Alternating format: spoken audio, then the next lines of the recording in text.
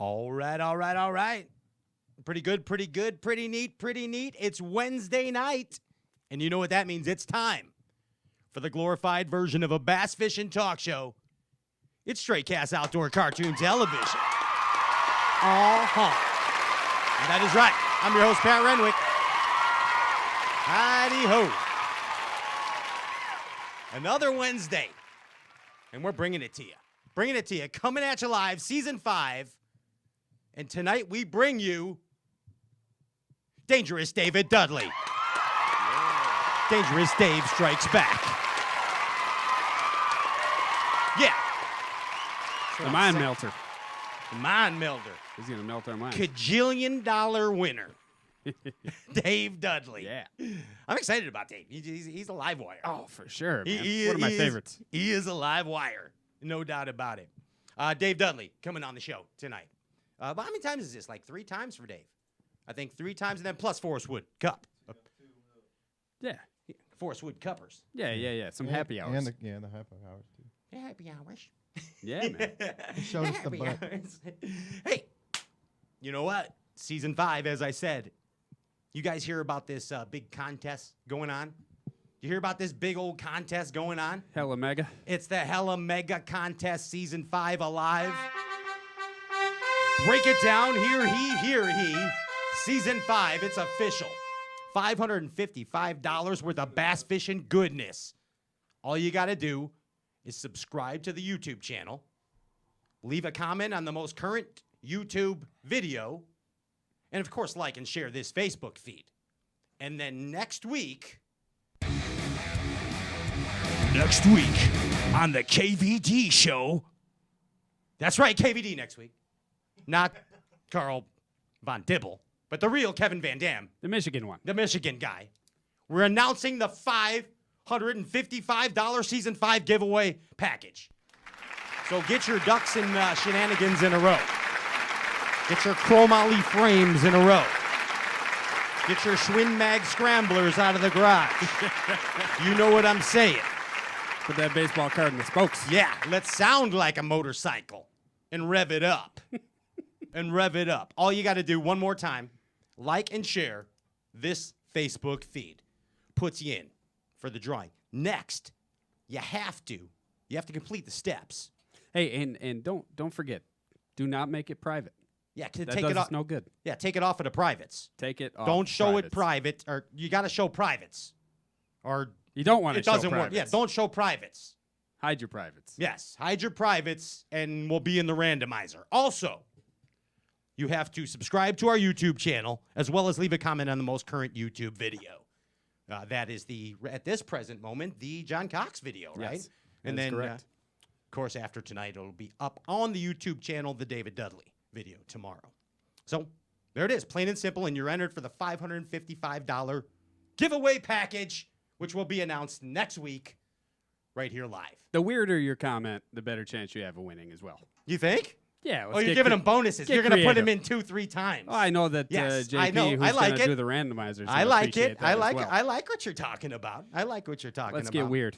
Speaking of getting weird, one of the weirdest guys that I know, and I mean this in a loving, good way, he's also a drummer, and he skateboards. And so far, he is just one heck of a bass fishing champion in 2020. So far. Yeah. Haven't fished one yet. That's what I'm saying.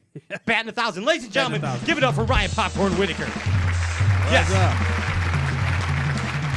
Fresh from Kokomo, Indiana. Oh, man. Left his soul in Kokomo.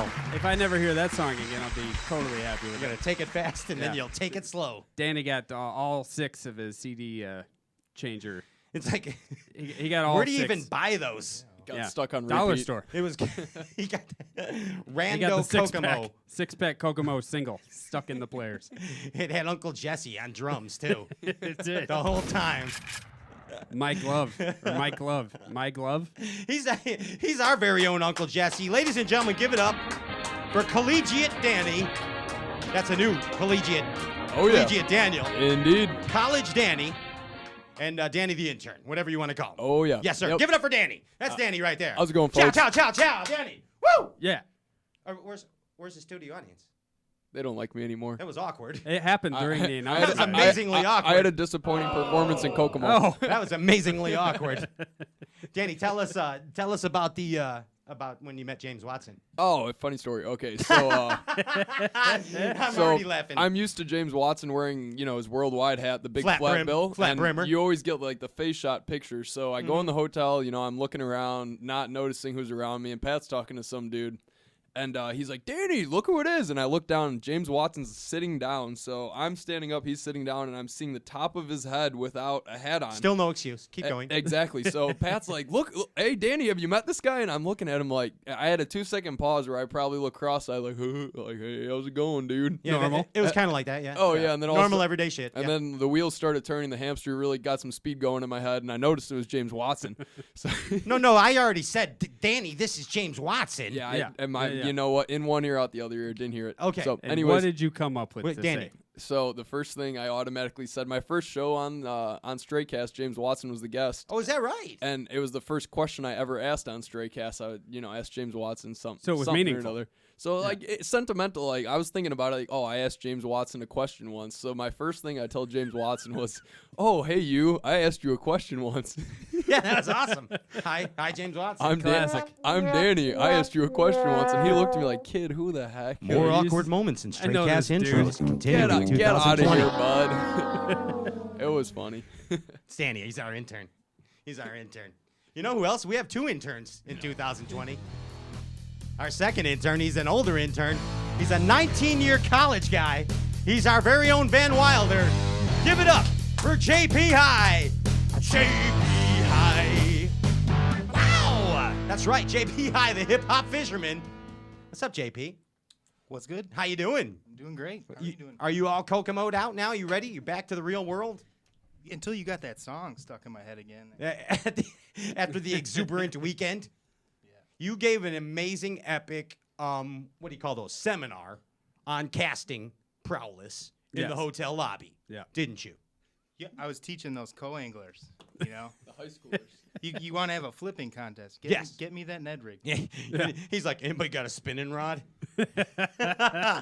Here's me, Ryan, and Freddie Boom Boom, trick casting. JP's asking for a dang spinning rod. I'm going to go Billy Westmoreland. Anybody Some of you got got a that. red? Oh, I won that derby. You did win. Congratulations. You won that game of pig? That's because you had the hammer, the coach of that team. That high school team that Live PD was on every night. I didn't make squat. And hey, Yeah. it all comes out in the wash. You know what I mean? Whatever that means.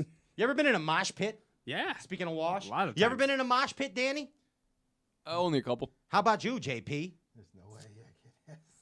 JP, ever been in a mosh pit? Yeah, I've seen Pennywise, buddy. You know who's been in a mosh pit? Not you. You know who's a punk? You know who's a freaking punk? That guy. A producer. Our engineer is a freaking punk. Rocker. Producer. It's right on the head like a producer might be in Indiana. Guy loves the mush pot. Yeah, and his neck expands. That's a quality that I never observed of Andrew until last show. He has an expanding neck module. Yeah. Like, how does that happen? Do you have a pump? Do you have a neck pump? How do you, are you feeling blood flow in your neck right now? This show gets him Well, yoked, man. I see it. You know what else gets him yoked? No. That we now shop at Carl's. That's right.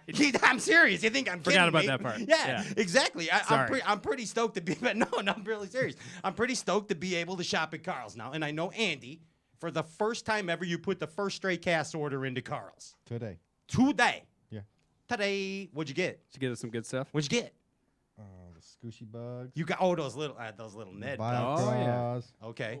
Valcross, Saguchi bugs. Heavy metal tungstens. Aha! Flippity flip flip. A little bit of everything. Those like bugs, it. that package looks so much like sushi. I just want to eat it. It is. I need some Love wasabi it. and soy, Yep. and Can we're be in good. business. It's a good little package coming. So you got some of the wasako bugs, Yep.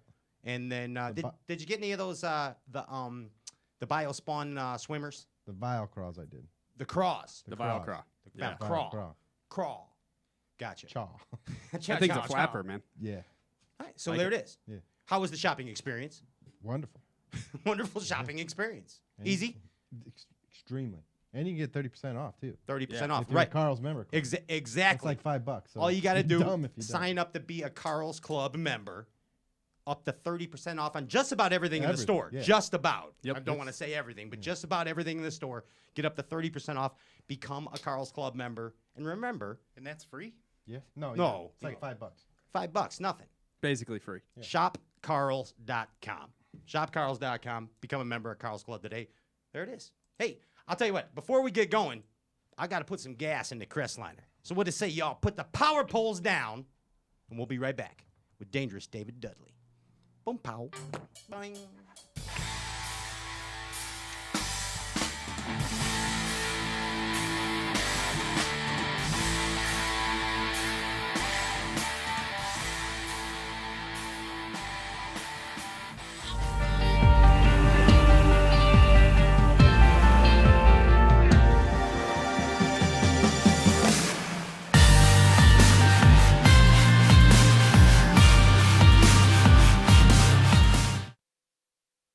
This is Carl.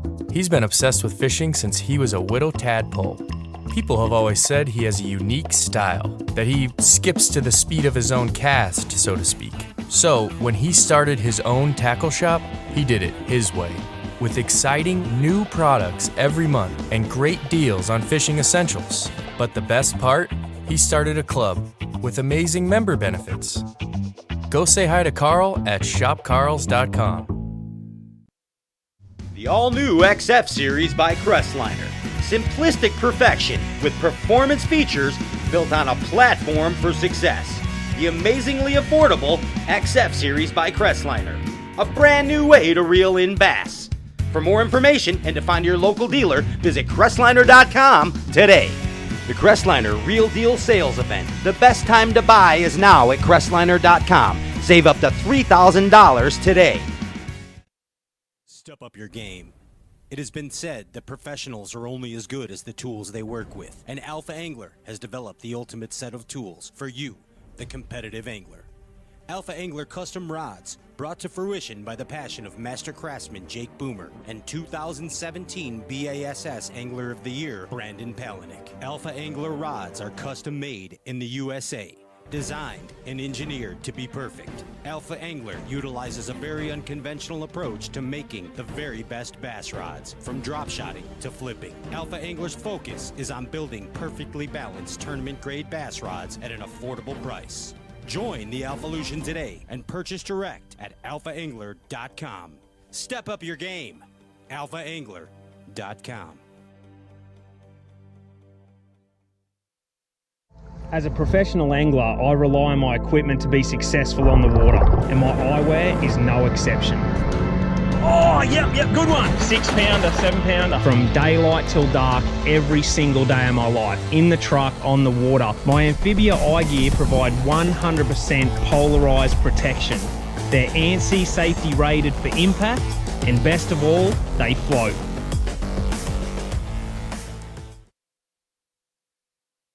The TH Marine Hydrowave H2 KVD Edition is a surefire way to ignite a feeding frenzy.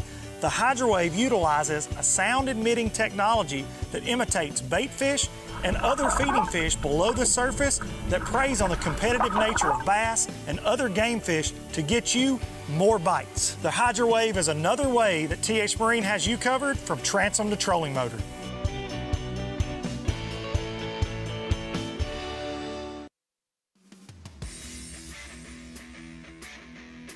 Bite me! It's a command to the fish. Quality jig heads with quality components. With tried and true tackle like the Big Dude Goby head, the Hunter or Jacob head, or all new tackle like the Jackpot Net head or Buster swim bait head. Bite me! It's a command to the fish. Get the let out and visit BiteMeTackle.net today.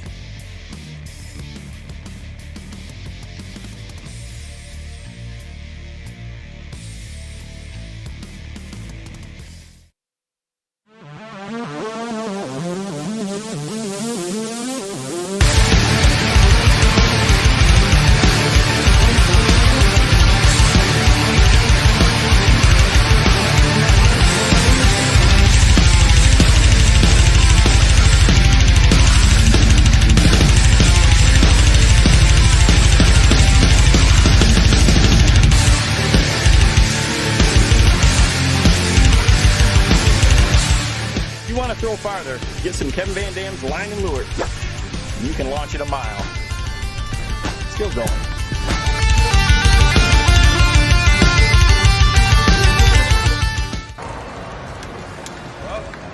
Better stick to fishing.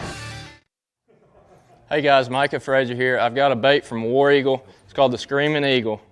You may think this is a small 1/4 ounce bait, but it's actually a 1/2 ounce. The Screaming Eagle has got weighted shank of the hook. It goes down into the shank, but it's hidden under the skirt, so you can maintain that compact size. War Eagle's born in the Ozarks and the deep, clear lakes. This is a great bait, deep, clear water, spotted bass, smallmouth. I mean, it's a fish catcher. Y'all check it out.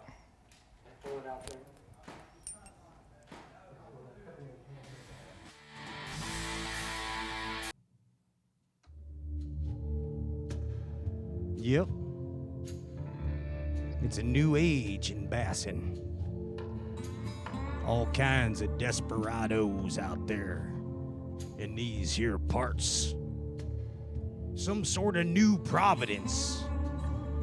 You gotta stake your claim in today's world of bassing. An old varmint that stuck his claim for over 27 years.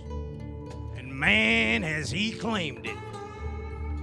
Ladies and gentlemen, for the 3rd time on this Stray Cast show, one badass hombre. His name is Dangerous David Dudley. Yes! Yeah, Dave. That has got to be the best introduction I've ever heard in my life. That is awesome. You are an old varmint now. What do you think about that? Yeah.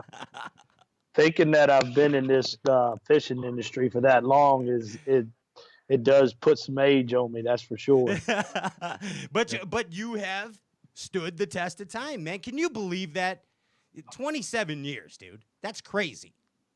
I know it is. And,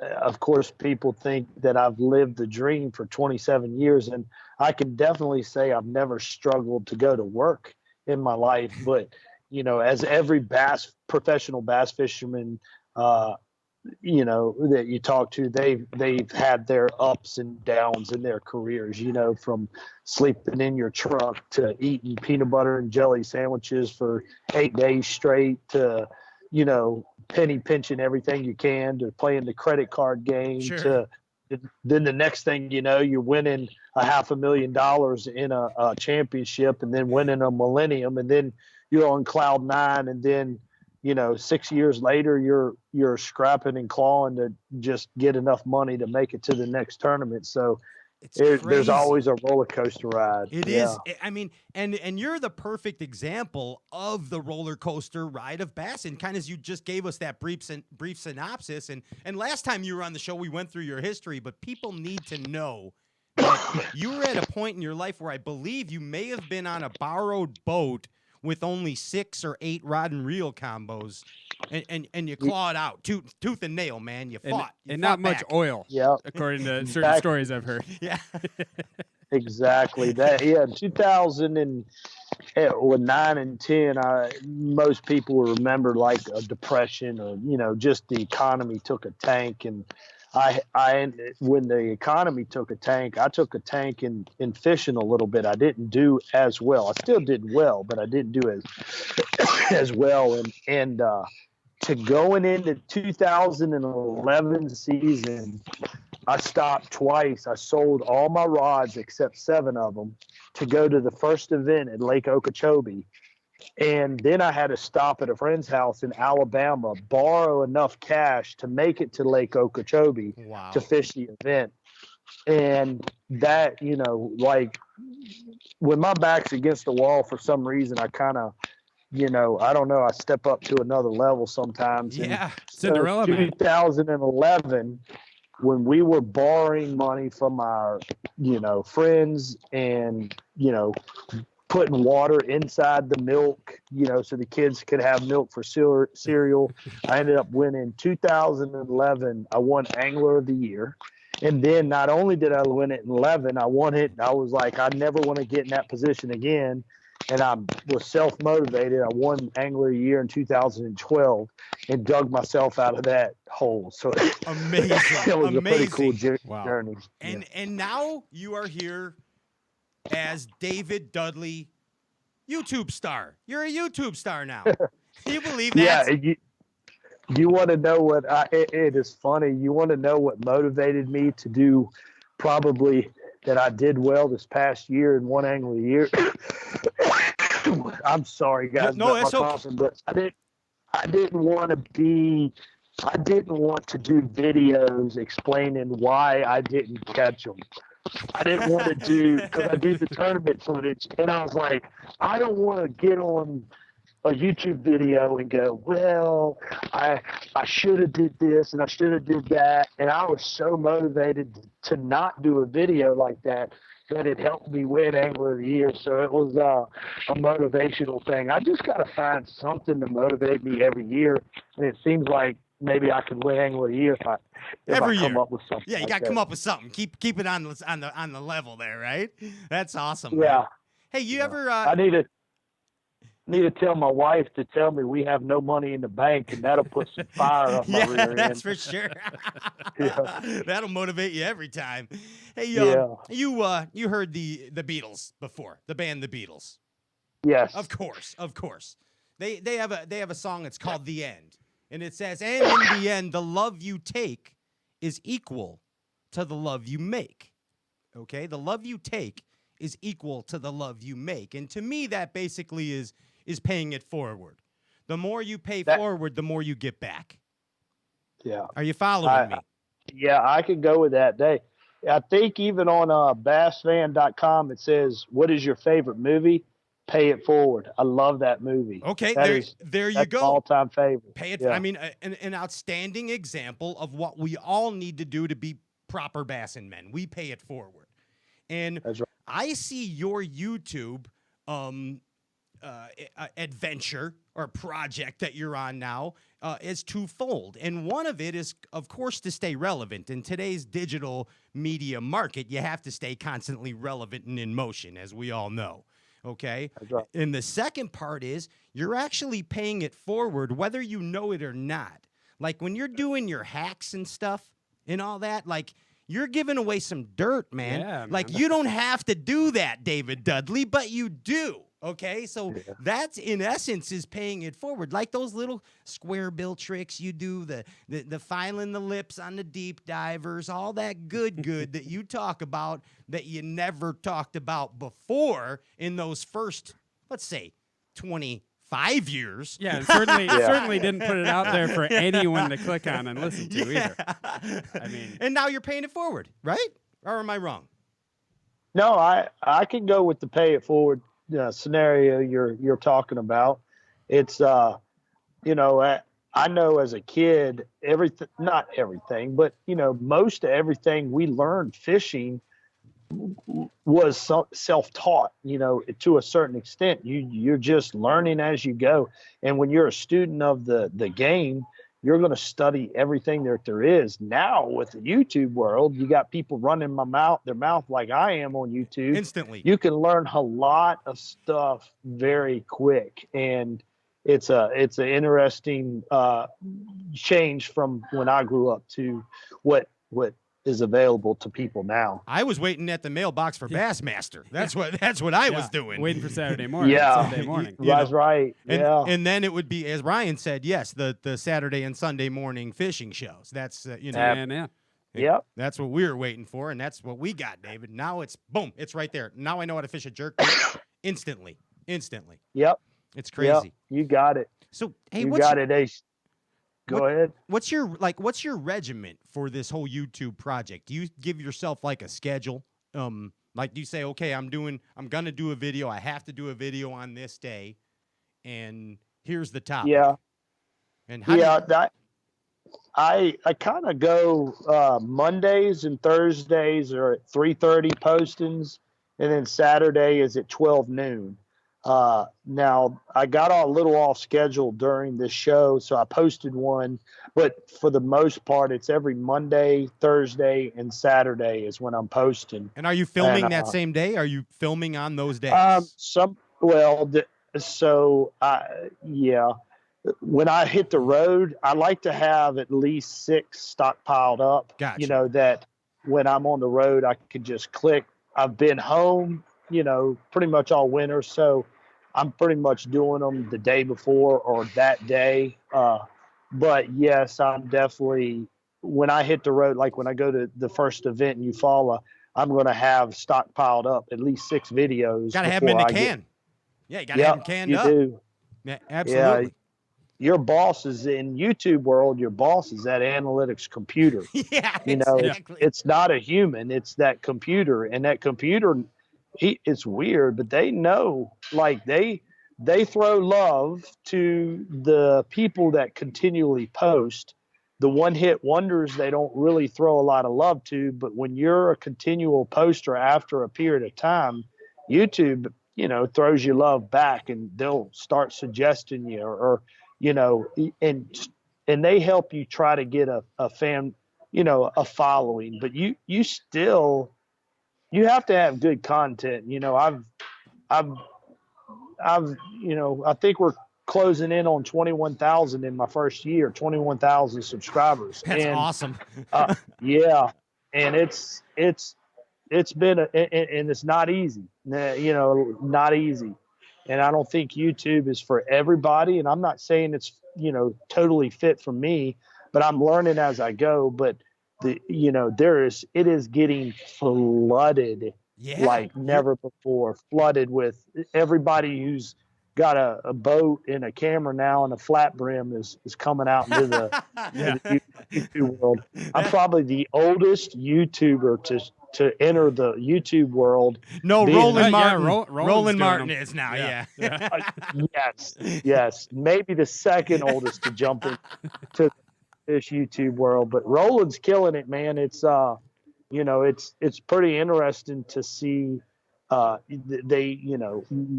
flat brimmers of the world, they don't connect with me that well. I know you could see in YouTube Studio who's watching you, and the bulk of my crowd is 25 to 55, really. That's where pretty much most of my crowd is at. I'd say of the 21,000, probably 18,000 of the 20,000 are between 25 and 55. Wow. So, yeah, it's pretty interesting. I reckon maybe I'd need to start wearing a flat brim. There you go. And, like Swindle and James Watson and Brent Ayler, they're the 3 oldest flat brimmers to ever. And Mike. I just don't get it, but. Hey, remember the days when all the analytics were decided by how many bass you caught, David? That's a good. That's right. Now it's totally different. I just, I entered that YouTube world just not knowing a thing of what I did. I asked B-Lat and Scott a little bit about, what goes on and a little bit of what to do, and then it was just pretty much jumping in, not knowing a thing.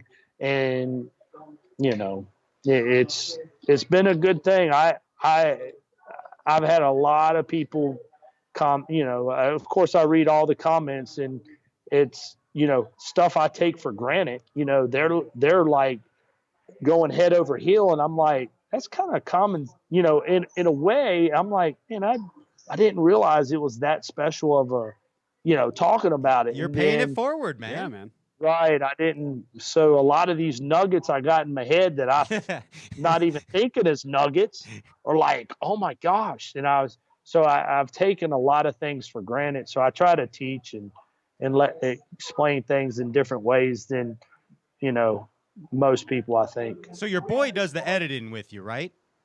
Yeah. My son, he does it. He actually owns part of the channel. So, as just as well as we can do on the videos, he's doing, as well also. So have you ever figured that? Have you ever watched one back, David? And what's your son's name, by the way? Mason. Yep. Have you ever watched one back and been like, Mason, why'd you leave that in there? I look like an idiot. There's sometimes I proof watch them. I've had to go back through, and he didn't catch, one little scene, or yeah, that I definitely go through and proof it a lot of the times. Sometimes I'm just like have at it, that but the fishing ones sometimes are fishing. Here's the thing, man. Fishing videos are extremely tough to do, man. I tried to do another fishing video today, and I can't. People need to understand. You got two cameras, okay? We got a chesty, and we got a what I call a mount, a boat mount. Sure. And we're out there 8 or 9, 10 hours a day trying to put together a 20-minute video. We spend about $60 to $75 worth of boat gas, truck gas. So each video is costing me $100 to $125. Easy. Just in gas. Yeah. And then you put it out there, and we have to spend on average 5 or 6 hours editing both cameras, the mount camera, the boat camera, the B-roll, the all this stuff, and we put it out there. And yet fishing videos have actually taken a dive. Like the days of, hey, watch me catch a couple bass, they're fading out. Like people want that meat. You got to mix it up. You got to mix it up. Mm-hmm. You got to have the fish catch with the goofiness and the information. Yeah. You got to have it all. You got to get chased by rattlesnakes. Yeah. They don't realize that. Like I just spent 6 hours in a boat today trying to put together a fishing video with some good, like lesson teaching and whatever. And it was just a slow day. It was tough. And I caught one fish and didn't have the cameras on, and then I did another thing. And just that oh my happens god, us all the time. yeah, and it just frustrates me so much. Like it's people. If you're in the video side of it, you'll appreciate when we put together a video and show you a fishing video. It encourages us when you hit that thumbs up, because dude, that's a lot of time and effort trying to teach these YouTubers something. Absolutely. And fishing videos, man, you guys need to be given. If you watch a fishing video from somebody, I don't care if it's me or whoever, give them dudes thumbs up, because, dude, that's, you're looking at 12 or 15 hours of dedication to give you a 20-minute video. Yeah. It deserves a thumbs up, I think YouTube needs to add a 2 thumbs up button, by the way, too. But David, what is your process of determining what you're gonna film, like your content? Are you just getting an idea and I'm gonna film this today and just pile them up? Yeah, like yesterday, I put a video.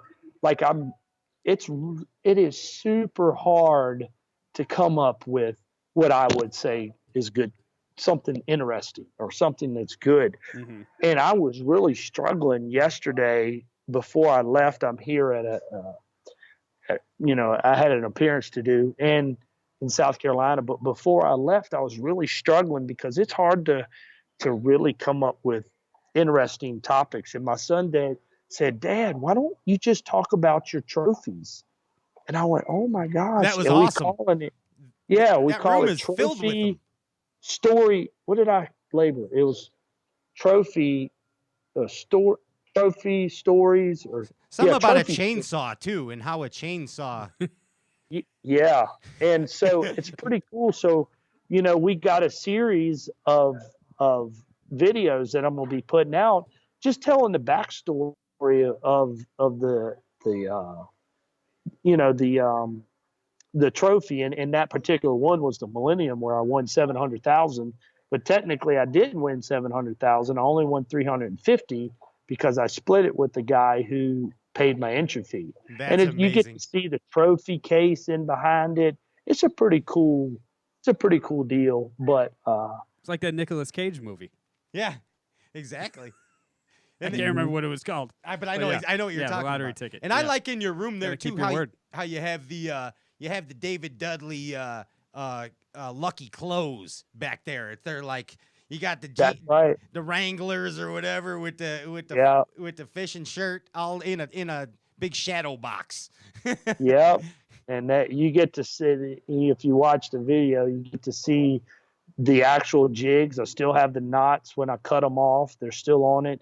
the actual chainsaw blade that I used to cut in there, Nice. the tennis shoes, the socks, the flannel shirt, the jeans, still has the mud and the dirt on my shoes that are encased in there. So it's a pretty cool video, but I'm going to start a series of videos just talking to the behind the scenes of this, some of the trophies. No other professional angler has a $350,000 pair of jeans, David Dudley, just so you know. You're pretty bougie, buddy. Yeah, that's true. I know one thing that was funny years ago, and you guys will probably remember this. Remember when Ike Anelli, he was growing that big old goatee? Yeah. Yep. Remember that? Sure. Yep. And then remember when Skeet Reese beat him out at the Classic or something like that, or the tournament. So Ike went and he cut his goatee off and put it up for auction. Okay. And guess who bought it? I just think this is awesome. Who bought it? Skeet Reese had put it on his Classic trophy. Oh, no. Yeah. Y'all don't remember that? It was I don't. That was 2000. Yeah, Skeet Reese has got an awesome 2007? backstory to his trophy because Ike Anelli's goatee is hanging on his Classic trophy. Wow, I had no idea about I that. do remember that. I didn't know. I don't even remember hearing that. That's awesome. Yeah, they did a auction on his thing, and I forgot what he paid for it. Money to Skeet is like M&Ms, and whatever he bought it for was whatever. And then when Ike Anelli found out that it was actually Skeet Reese that bought it and won it, oh, that fired him up. He was so mad. He was so mad. That's awesome. Well, you got to top that. Well, you got to have some more then, Dave. You got to top that one, Dave. Yeah. You make something up for one of your stories, even if it doesn't top that one. That was that Red River Derby, wasn't it? Where I caught a big one at the end, and Skeet ended up beating him out. Yeah. Yeah, you're right. I don't remember where it was at. I just know the story behind it. It's pretty. That is pretty funny. Hey, the goal here coming on Stray Cast is for everybody, including ourselves, to get to know David Dudley a little more. So we're gonna put you now in the medieval courts. Okay, you ready? We're putting you in the medieval courts, and it's basically true or false. It's a yay or nay. Okay. Okay. You tell us true or false, and then give us a brief description. Okay. Can you give me the background down a little in my cans? Thank you. True or false? You're considered a cranker and a flipper. You're considered a cranker and a flipper. Yay or nay? Nowadays, I'm going to say false. False. Younger days, true. Now what are you? Spinning rod fanatic. Wow. It happened to you. It happens to the best of us, Dave. True or false? Jigs are your number one lure for flipping and pitching. Big false. I hate that. You hate jigs. I don't throw a jig. I don't even have a jig in my boat. You could come up to me right now and be like, hey, I need a black and blue jig. I'll tell you to keep on trucking it because I ain't got one. And why is that? Please explain that. What is going on here? Plastic technology has gotten so good, and jigs tend to stay hung up more, and I pitch it into a good area, like, say, the bushy part of a tree, and I get hung up, or I lose them. The weed guard didn't allow the good hook set. And so plastic technology has gotten so good that I don't throw a jig. I don't want to throw a jig, and I don't want nothing of it. So I don't even keep them in the boat. You won't even drag a jig? Oh, no. Now, that's a good, let me clarify that. Okay. Flipping the jigs, like I'll throw a football jig if I'm at Tennessee River or something like that, or I'll swim a jig. But as far as pitching and flipping and, jigs, nope. Not happening. Not happening. Nope. Not going to happen. So straight shank or EWG? What's your method of madness? Straight shank. EWG's a stupid myth. Don't sugarcoat it, David. No, I'm loving this. The straight shanks are amazing. All right, let's play more man. true or false. You ready? Yeah. True or false? You once ate 125 raw oysters. Yay or nay? True. True. True. How the hell does any And human eat In a- one day? in one setting? Dude, they were just kept shucking them, and I'd be like, give me another dozen, give me another dozen. When I got the bill, I was like, holy crap, did I really eat that many? They're like, yep. They go, we've only had one other guy eat as many as you did. And then, so another true fact to that is, yes, true that they do act as a blue pill.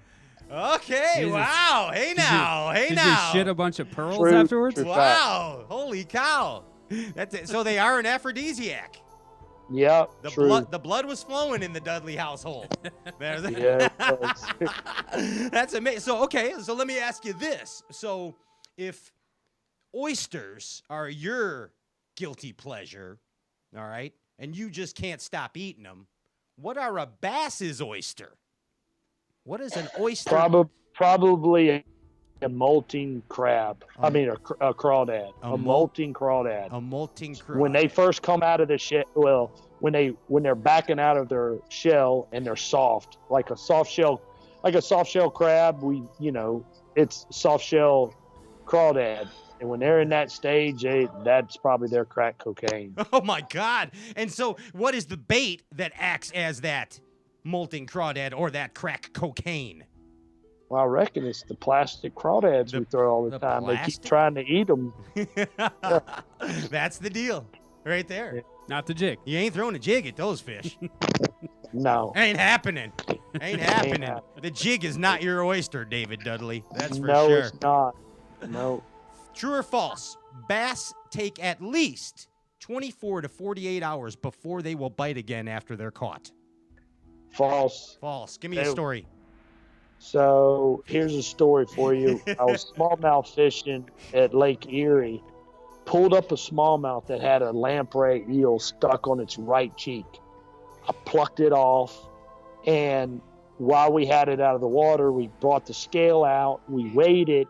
So this smallmouth bass is suffocating, trying to breathe. We got it out. We poked a hole. Going through the whole thing. Yep. Weighed it. It was 215.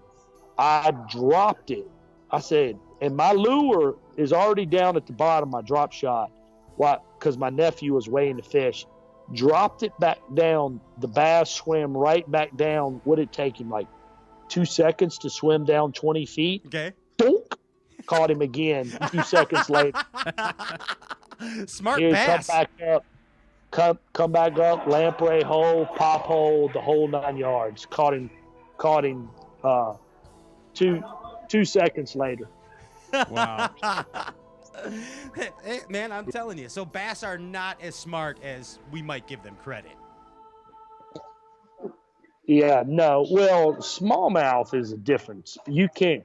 They're just an amazing, mean machine. Like, they're just mean. So you can't base bass on a smallmouth's mentality. They're just ornery as it is. Yes. So they you could are. you could be practicing, and I heard you say this, you could be practicing and you pull up on a spot and you're like, doink, 3-pounder, let it go. Then you throw back up on there, doink, another 3-pounder, let it go. And you think you got oh my God, I got 15 pounds on 3 casts. I got to get the hell out of here. I got to get out of here. I'm on them. But it could be the same fish. Yeah, absolutely. After doing that, it got my mind thinking that, let's just say you're on a rock patch and there's 2 or 3 3-pounders there, and you pull up, what got me to thinking this too, is that where's that place that Bassmasters went and they ramsacked them, Mille Lacs or something? Isn't that the small Lake Mille Lacs? Okay. Yeah. Remember when they were spot locked, and this when the spot lock got really famous, and they're like, I've just been sitting here at this one rock pile I've caught 60 bass off the one rock pile. And I got to thinking, I said, I would love to put a tag in all 60 of those and see how many times it wasn't, it may have been 40 bass on it. And through the course of 5 or 6 hours, they were cycling through that same Oh, God. bass. You sitting mean at that when same Fighter was on St. Clair at the last Derb? You're talking about that one? No, when they went He's to talking Mille about Mille Lacs Lacs. years ago. And Oh, it years could ago. be the same. Okay. Yeah, it Gotcha. could be the, it's just saying in general that it got my mind to thinking if that bass who was starving for air and had a lamprey eel stuck on it, And and a we popped puncture. a hole, weighed it, and then dropped it back down, it swam straight to the bottom within 2 seconds and saw another bait and went donk, bit it, and I reeled it straight back up right in the mouth. That's I was worse. like, oh my God. That's like the fat woman at the biscuit and gravy buffet, David. That's what that's like. I told that story to Chris Bumgardner one time. Okay. Chris Bumgardner, years ago, I was telling him about this story. He said he, in an Everstart or something, he caught one. His co-angler had one, a pole, just kind of with a tube sitting barely in the water. He said he caught one, threw it back. He watched the smallmouth go in the water, swim parallel to the boat. As he was going by, saw the tube and bit the tube in his co-angler's pole, almost went in the water. Wow. That's insane. I mean, that's crazy, man. So that's what I'm saying. When some people come up to me and they're like, "Hey, man, check out my crankbait I made," they go, "The smallmouth love it," and I'm just, I gotta laugh. I'm always laughing at that because I'm like, yeah, okay, yeah, that looks good, buddy. Yeah, smallmouth, they really like it. Good job. Yeah, go try it on a largemouth. Let's see how good it is. See what happens. Hey, I want to talk about David Dudley, the champion. Okay? All right, you all right with that? Because you are a champion. Yep. We know that. Yeah. Basically, 4-time AOY champion. 4 times AOY. That's a lot, Dave Dudley. That's a lot, man. All right? Right. Come on. Yeah, that's FLW Cup winner. Yeah. It's a lot. Yeah. $700,000. We found out it was only $350,000 in one setting, Yeah. but still a lot. $3.98 million, David Dudley. Almost $4 million in winning. You're a champion. But now, it's the new chapter, the new Providence, the new claim to stake in the Bass Pro Tour. It's the new chapter, Dave. Yeah. I got to know, what are you feeling? I'm excited. I don't, I don't really know what to say about it because I've never fished a day of it in my life. I'm excitedly nervous. That's a good way to put I can't even really speak about it much because I've never been under that pressure before. I know the five bass pressure, 4-day event, 5 bass pressure. Sure. I know the pressure of, having to fish 4 days consistently. But in this format, you only allowed a day and a half practice versus 3 days of practice. You're not fishing every day, so you can't. It's hard to follow the bass. So you fish 1 day, you're off a day. 1 day, off a day. You might be off, 2 days or whatever. So the ever-changing world of what goes on in the lake, I'm used to. From 3 days of practice to 4 days of competition, I'm on top of it. Meaning, I'm, okay, the weather's getting warmer, the bass should be doing this. Okay, we had a rainy day. Okay, the warming, whatever. We got a cold front. I can follow them throughout the day. Within a couple hours, I can adjust, make the adjustment, and catch them. Well, now you're going to put me off the water. I could go by catching them on a shaky head, in 10 to 12 foot. One day we have a warming trend. The next thing I know, they're up there spawning on the bank. Exactly. And within 3 hours, if I don't figure it out in a few hours, they're going to throttle that score tracker up. So I've studied, I haven't had TV in 10 years. Okay. So I don't watch, like, the only way I watch any fishing, my mom records on like a DVR. So I'll go and sometimes watch some fishing shows, at my mama's house. Well, I actually recorded quite a few of the MLFs just so I could study. Like, I've been studying, watching the shows just for trying to, pick up, listening to them talk about pressure or how they're making adjustments. He's watching game day tapes. You're watching game tapes. Yeah, exactly. Yeah. And I'm not watching it to, okay, he's throwing a I know. I jig. It's like, no, I'm studying the intellect of the game, like listening to them talk and, the pressures that I hear them talk about. So I've actually started studying the game a little bit, and I've still never fished a day of it in my life. So I think the format's going to fit me fine, I think, but I'm just going to, I don't know about the pressures of the format. I don't know about how that's going to be. You're going to be dangerous. You and Brian Thrift will both be extremely dangerous at this game. There's no doubt. It's going to be fun to watch. We got some viewers watching that think you're going to do just fine. They say catch the same smallmouth over and over again. You'll do fine. Yeah, just catch that same one. Now, the first time I ever experienced that smallmouth style fishing was at off the bed. Was it 2 years ago? I went to St. Clair and caught, up there when they're really spawning. And I was doing a lap, man. And I pretty much could have named them all. I caught them like every lap. I'd catch the same one again. He'd have 25 puncture holes in his mouth. Those things are amazingly, they're just a different beast, man. Like it was tigers. a different beast. They're mean. Yeah. Yeah, they are. Hey, has it sunk into you that you are no longer in the FLW? I mean, you have such a rich history, man. It's like it's got to be a weird thing for you as an angler. Yeah, it hadn't, I don't know. I think it's going to hit me hard when I go to the first event and I'm not in my familiar, surroundings and familiar people and, just 25 years of fishing the FLW tour. It'll probably hit me a little bit, once I get there, but, it's a new chapter in life. Like I said, I'm excitedly nervous about it. Yeah, and you're going to do just fine. You're going to do just fine. Have you been studying the schedule? Have you been looking over the schedule? No. No? All I know, if you did You're a question and answer with me right now and said, all I know is we're going to Eufaula first. I have no idea. All right, well, you and I are going to do a little tournament prep together. You and I right now. Okay, you ready, David? Okay. So we're going to Eufaula first. We're going to Eufaula, February 7th through 12th.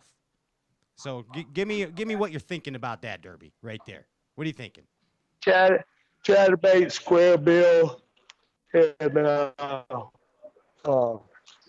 chatterbait and a square bill, and then a chatterbait and a square bill, and probably a chatterbait and a square bill. Okay, so pretty much it's chatterbait and a square bill. All right, then you go to Okeechobee, 21st through the 26th of February. So now you got a little downtime. You're at 7 through 12 at Eufaula. Now 21 through 26 Okeechobee of February. Man, Florida that could be wide open on some open water fishing. I think it's probably going to be one fishing open water. I don't know. They're going to be spawning. That time of year it's the possibility of anything. Like anything could happen. Yeah. And then you go to Texas. Okay, March 13th through 18th to Texas. That's a slugfest on Lake Fork. Come on. Is that when we're going in March? Yes, sir. Yes, sir. Holy crap. Yes, man. sir. Bass Pro Tour stops at Lake Fork March 13th through 18th. You're going to light them up, David. I hope so, man. Unless they do something crazy and put a 5-pound limit on the stinking 10 fish 5-pound limit bull crap. crap. It could happen. You never know. You never know. Okay, now let's. I love that we're introducing the schedule. Yeah, no, here we're right going now. over. This is We're great. preparing with David. This is where you're gonna really get excited here now. Now get this.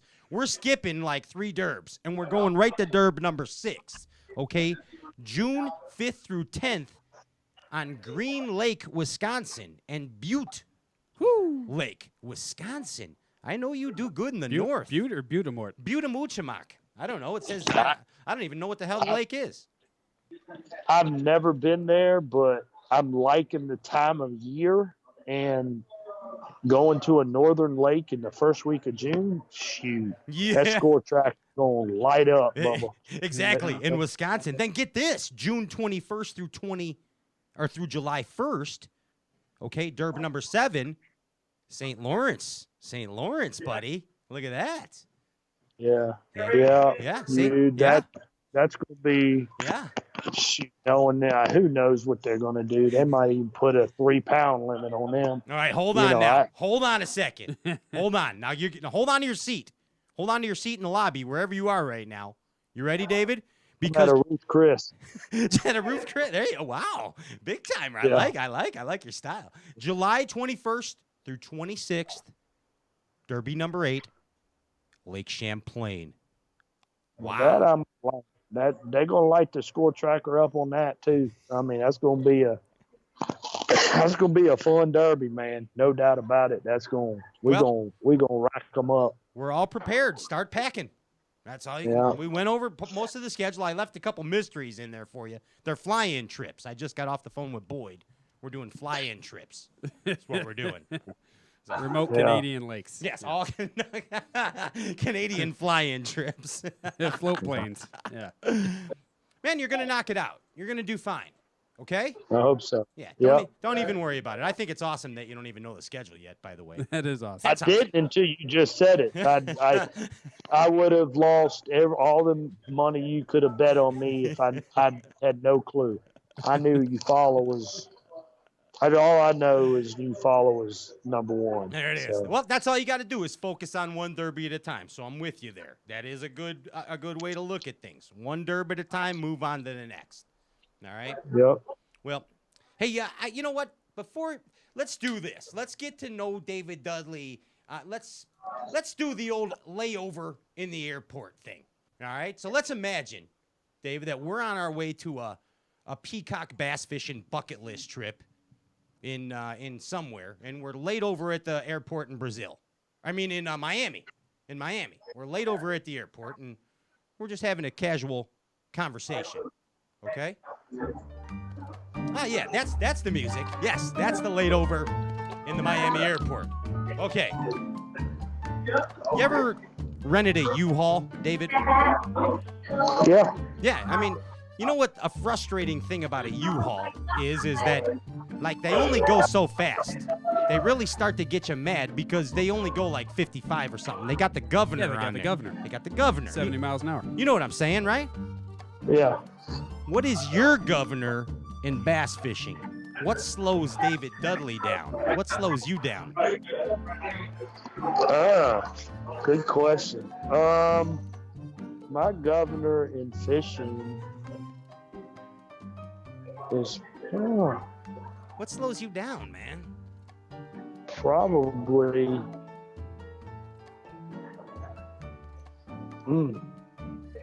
I don't know.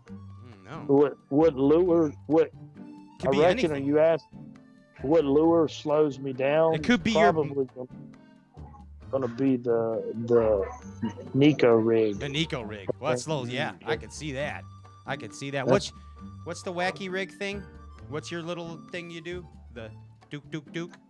Yeah, right. Come get me, you wacky. Come get me. Yeah. The talking worm. Yeah. Hey, if you could share the boat for the purpose of knowledge only with any professional bass Rick Clun. Rick Clun. Yeah. That's who you're sharing the boat with. Gotcha. Rick Clun, Square Bill Chatterbait. There, I mean, I got you.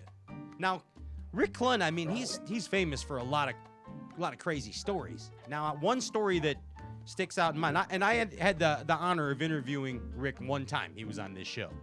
And he once said that he could win every tournament he entered. He could win every tournament he entered, David, except it would not be fair to his family. He won't explain what it means. It basically was like he has to put everything aside and just fish. Do you think that's possible? Do you think a statement like that is possible? I tend to maybe, which is not much. I love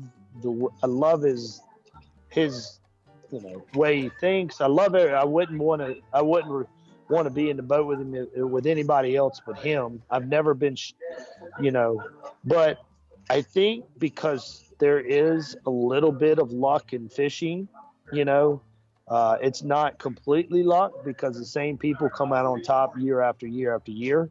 So it's not, 100% dominated by luck, but because there is a factor of luck in fishing that I'm going to have to disagree with, that a man could, or a fisherman, even at his peak, performance, he could win every derby because of the factor of luck that's in fishing. Well, when you go fishing with Rick, you got to talk to him about that. Just see where he's coming from. I'm being serious, I mean, he was dead serious. Yeah, he's a thinker, man. I that's why I respect him so much, man. He's a true thinker, and the stuff that he talked about years ago, like he was so ahead in his time back in the day that people would rule it off like he was a kind of a freak, or he'd say Jay Ellis said he came into his hotel room and floated above his bed. Jay Ellis said that. True, he did. Yeah, he did say when that. he used to do that. He used to have a school. Yes, and I forgot, he used to teach a school, the angling course. And I've read a lot of a friend of mine went to that, and he actually had pamphlets and booklets he handed out, and I actually read a lot of it. And if you come from a perspective of the way he looks at it, everybody's going to have their different perspective on things, but he's not far off on a lot of his stuff that absolutely people not. Just like he's on track.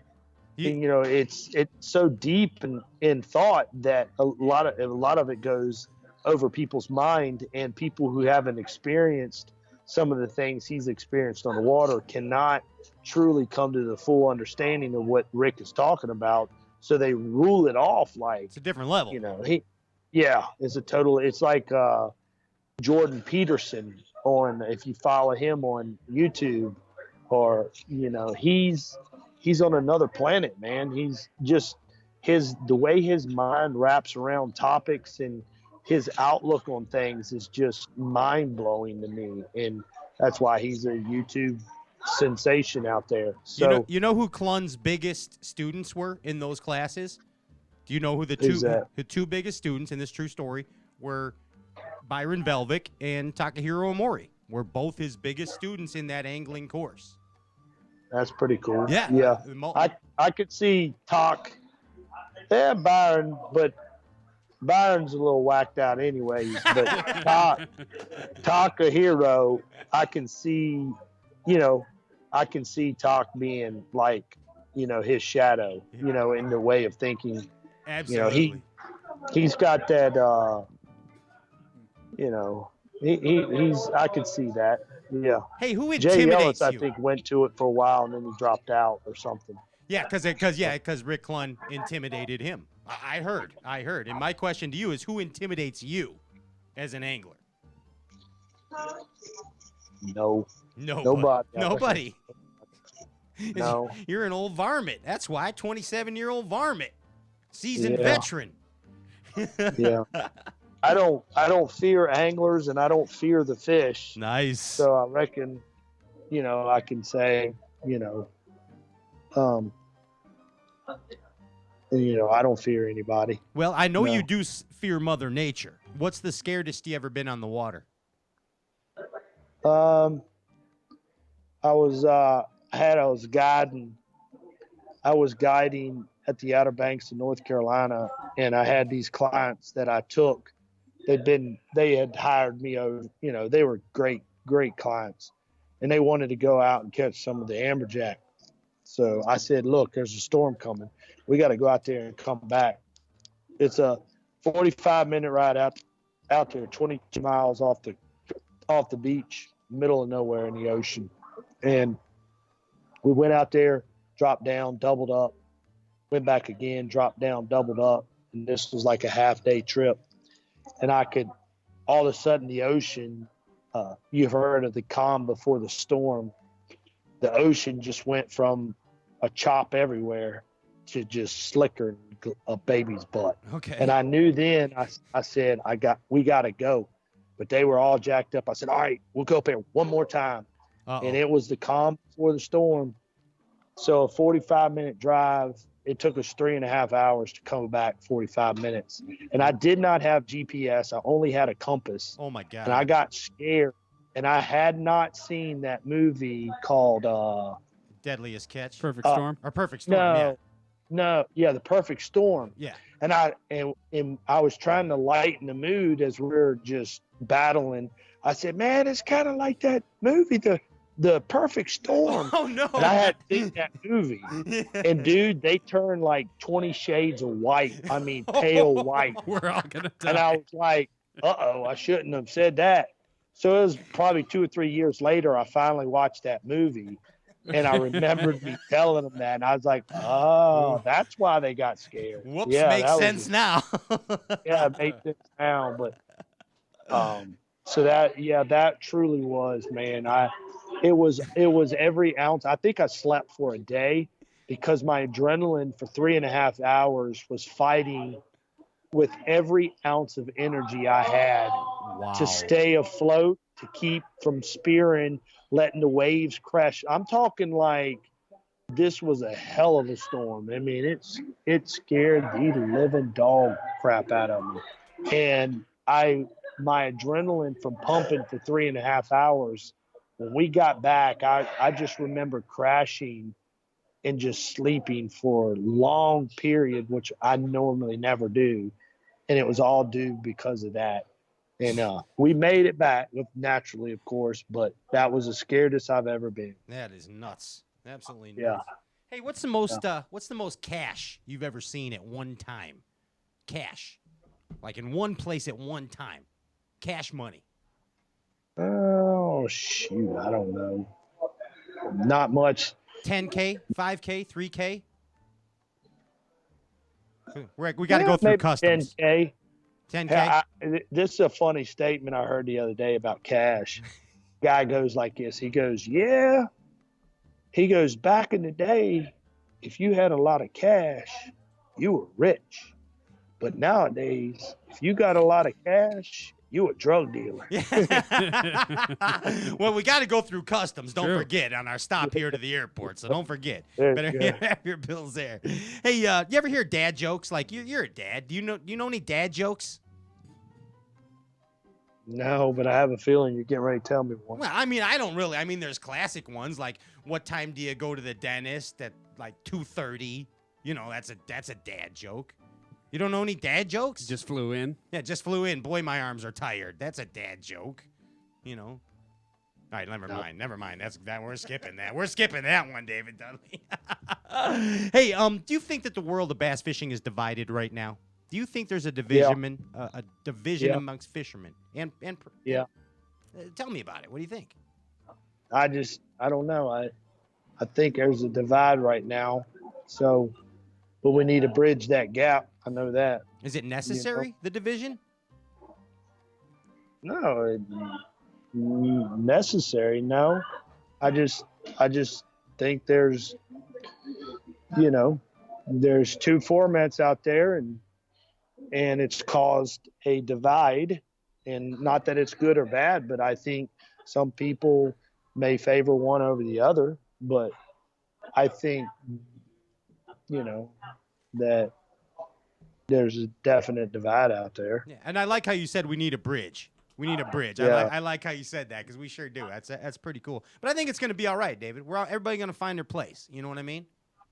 Because after all, we're just fans of fish. We're fans of fish and fishermen. We got to remember that. Yep. Everybody's gonna catch fish. We got to remember that. Hey, do you remember kind of a generic question, but do you remember the first lure that you caught a bass on?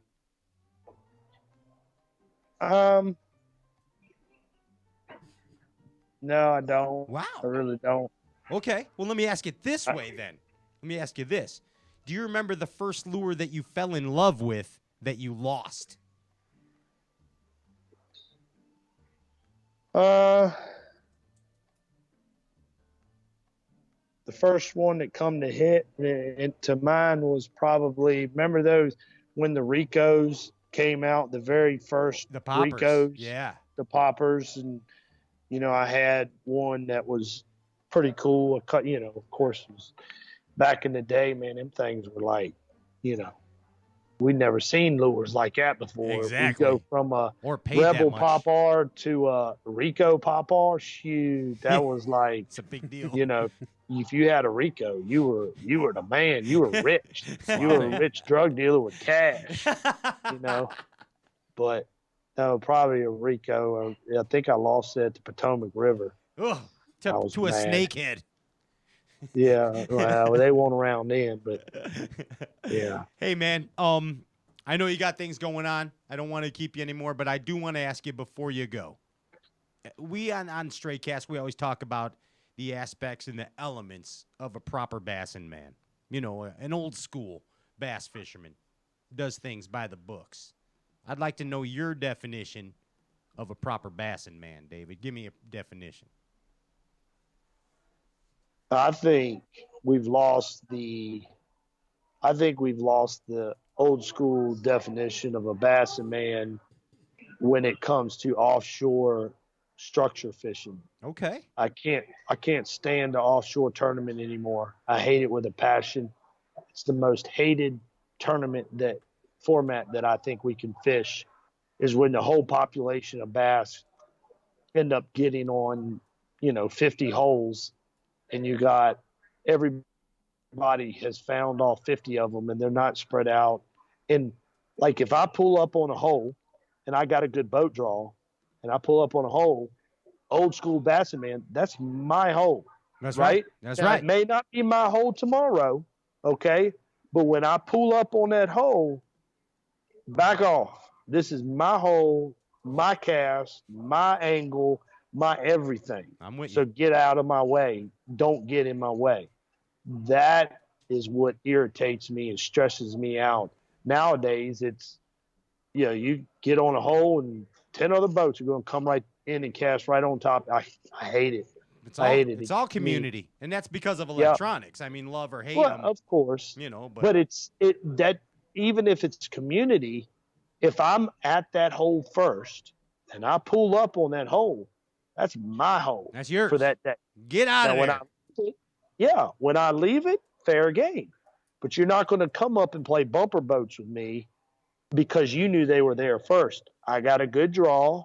I got there first. Now, day 2, I already know I'm probably not going to get it. Right? Right. That's that. Right. Just the rule. Yeah. Rule of thumb. But don't pull right next to me on a hole that I'm fishing. That pisses me off. So proper bassin' man, respect your other guy's draw. If they're there first, that's their deal. Yeah, it is. I mean, it's just the way it is. It's bad luck for me, good luck for him, or it could be, the other way around. Vice versa. And that's the reason I hate them even more is that because the outcome of a offshore tournament is determined mainly in part by your boat draw. It's just not right. Like it's not. I hate an offshore tournament fishing. Go to Tennessee River Chain late and like they do. I hate it. It's just, man. I mean, I'm stressed out because you got to throw a jig a lot of times. I don't mind throwing a jig there. I don't mind throwing like a football jig, but I am not. not throwing no jig. Hey, man, I just want to tell you congratulations again on the continued success of your YouTube channel. Congratulations on an amazing 27 years as a professional bass angler, and we are so looking forward to watching the continuing chapters of David Dudley on the Bass Pro Tour, man. I mean, Absolutely. I just want to tell you how excited we are for you, man. David I Dudley. appreciate you guys having me on your show, man. It's always a fun time. Always fun. Anything you want to say to the Bass Galaxy before we get out of here, bud? Yeah, well, if they are looking on YouTube, it's David Dudley Outdoors, and don't forget always Instagram. Instagram is where it's at. Follow me on Instagram. There it is. Dave, thanks so much for everything you do for bass fishing, and thanks for the support you've shown this show over the years. We appreciate it. Thank you, man. Thank you. Thanks for having me. That's David Dudley right there. One more time, give it up for David. Take care. Safe travels, buddy. Peace. David Dudley. All right. Yeah. Season 5, Dudley Strikes Back, Episode 2. Boom. In the books. Mark another one in the books. There it is. Yes, sir. Right there. Did everyone enter the $555 Season 5 giveaway? It is confirmed. Everyone entered. They're stupid if they don't. That's right, Danny. Remember we learned that here. Stupid is as stupid does. Hello, dum-dum. Yes, Gazoo. Yeah. But did everybody enter? No, not everybody. Well, if you're still watching and you haven't, all you have to do is like the feed here, the live feed, and share the feed. It's not too late to whip it. You can whip it. Yes, you can. Right here. Yep. Crack that whip. And then go to the YouTube channel, subscribe to the YouTube channel, and leave a comment on the current YouTube video. You're entered next week, live, Kevin Van Dam on the show, and we're also going to do the $555 Season 5 giveaway. 555. Hello. Uh-oh. Late Who's calling. that? Who could this be? What do you think it is? Got her. Oh, my gosh. Got her. No. Oh, it's Rojas again. Yes. Okay, Yes. Dean. Yeah. No. No. You have to like and share the feed. You can't just call in. No, like and share the feed. Subscribe to the YouTube channel, Dean. What are you doing? And leave a comment. Yes. Yes. No, they're just holes in my You pants. didn't win. You didn't win. Unbelievable. Follow the rules like everybody else. That's all I'm asking. It's real easy. That guy. That's all it is. Every time. That's all it is. What is this? That's a new one. Hey. What is this? What is this? Gotcha. What's that stray cast? Danny the Doodler boy back I there. did a drawing. Check it out. You did a drawing of that stray cast. You while we were spelled on the stray show. cats wrong. Yeah. Great cats. It's with a K, dum-dum. Yeah. Cats. This is like a happy song, Ginge. I like it. Everybody's passing, and we're happy. Season 5, Stray Cast is on live. Wednesday nights, doobie-doobie-doo, scooby-boo, boopie-boo. Is this some 70s ska? I you're will throwing in not here? listen to you, Mr. Penguin. What are you doing at my attic? Ra-ta-ta-ta-ta-ta. Wow, it's another fun show. Another amazing show. Thank you so much, Carl's Bait and Tackle. Hey, if you didn't get your mystery tackle box, you're missing out. You're missing out. Thank you, Crestliner Boats. I can't wait to turn the key on the new Crestliner. Coming soon to a theater near me. Thank you, Power The Pole. new, yes. Thank you, Power Pole, too. Absolutely. Can't wait to stop. Boom. Don't ever take off with the power poles down. I did it one time with Well, Danny, remember? You won't ever take In off the- with the power poles down. Don't try to take off with the power well, I thought I spun a hub. In the exact same day, he had the power pole remote in his back pocket driving, and on the expressway going 70 miles an hour, he looked in the rearview mirror and the pole started to go down. Wait, is this like- my power pole you're talking about? Don't tell me that. No, his boat, his old boat. The power poles Yeah, were that's going. my power pole. Oh, well then yeah, then certainly yeah. Wait, Dave? No, you're Pat's Oh, boat. this guy. Never mind. Pat's boat. Ladies and gentlemen, Ryan Whitaker. Stop Yeah. it. Ryan Whitaker. It's Ryan Whitaker. Ryan, have a sip. You put There's nothing in here except Ooh, paper. ooh. Schnozberries? So schnozberries taste like schnozberries. Uh-huh. Okay. But hey, This is better than that. War Eagle, custom spinnerbaits, line and lure conditioner, amphibia. Ooh, yeah, speaking of amphibia, I'm working with the blue frames today. Everything's blue in this world of green. TH Marine You ready for the for warp Barney tour? Bates, Alpha Angler. Bite Me Tackle.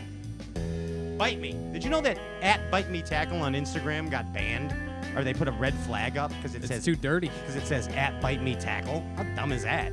Instagram. It's not @Bite Me Tickle. It's not tickle. It's not Tickle Me Elmo. It's Bite Me Tackle. Dumbo. Remember, if you're not a member of the Carl's Club, then you're also a dum-dum. You can save up to 30% on every, not every, almost every, most every item in the store. ShopCarls.com. It's right there. Did I get everybody, Ginge? Bow to Stern. Bravarni. I said Bravarni. Okay. Bow to Stern. We're good. Nail him. Abu Garcia Berkeley. Alpha Angler? Oh, yeah. Did you get Alpha Angler? I got the Alpha Anglers. Yeah? Yeah. I like the customs. Alpha Angler customs. You like the Alpha Angler custom? They're my favorites. As we now sail away on this thin raft of bass fishing, I thank you for joining us. For without you, Bass Fishing Galaxy, all we are is dust in the canary feral of life. What's a canary feral? Canary feral? What's a feral canary? A feral canary? Is there such thing as a feral It's a canary canary? without a home. Games without frontiers. Next week, Ferals without... Kevin Van Dam, right here. Same bass time, Spain Bass Channel. Proper bass and men, Spain. The main fane splain fainly on the splain in Spain. Plains. I'm Pat Renwick, Bass Fishing Galaxy. I bid you peace. Stay proper. Ka-chow.